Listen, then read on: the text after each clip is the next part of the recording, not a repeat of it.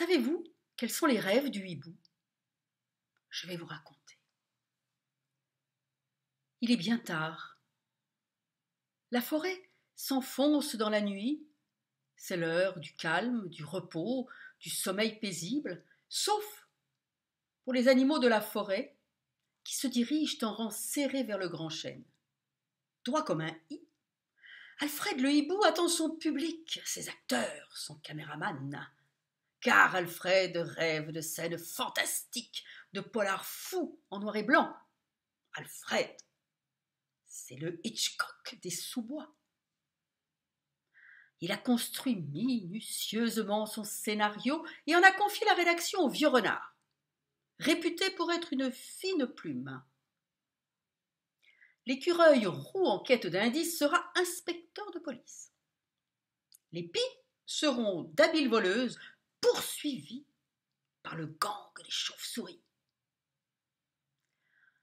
La tourterelle et la mésange se disputent pour la mélodie. Alfred fait taire ce tintamarre et décide qu'elles composeront ensemble la musique du générique.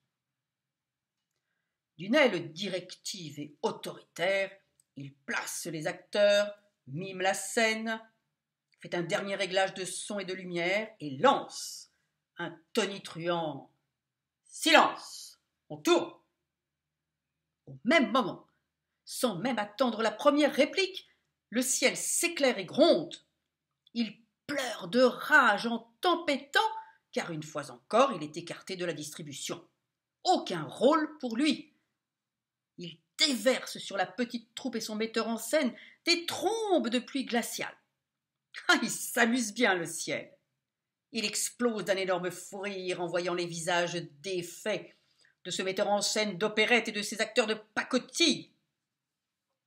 Reconnaissons quand même que le ciel n'est pas bon joueur et que la jalousie l'égare. Alfred, tout à sa déception, le pauvre Alfred. Il bat en retraite.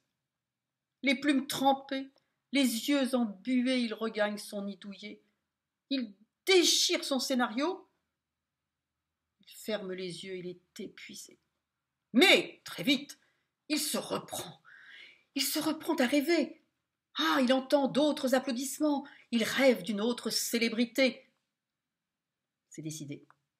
Il abandonne le cinéma. Demain, il commencera l'entraînement. Il va devenir footballeur. Il sera le meilleur, le plus fort, acclamé par des foules en délire lorsqu'il lèvera le ballon d'or. Et Alfred, droit comme un i, s'endort heureux, emporté par ses rêves.